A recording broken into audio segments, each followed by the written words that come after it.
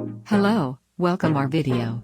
The following will allow you to help you cover a lot of health issues all off of just a handful of plants.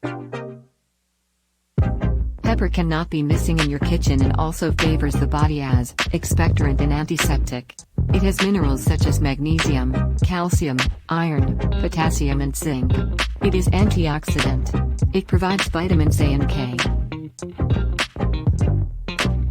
Peppermint contributes to stimulate the pigmentation of the skin.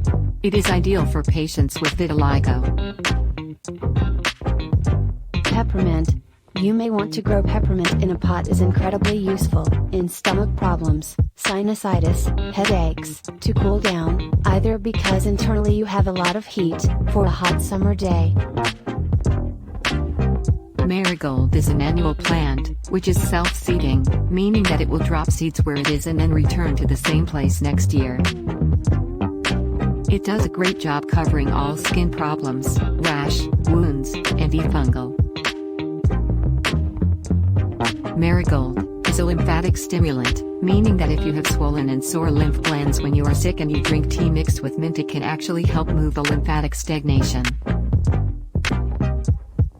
Balm or bergamot, the technical name is Monarda. It is very antimicrobial, antifungal, antiviral and antibacterial. It is very soothing, helps with coughing problems, stomach cramps, where you really need to try to soothe the tissue while attacking a microbial problem. Lemon balm belongs to the family of mints which have different actions in our body. It is very good for lowering fever, for colds, flus, coughs and very useful to calm the nerves as well. If you feel stressed, practice the therapy of crushing some leaves in your hands. It will make you feel almost instantly like things are okay.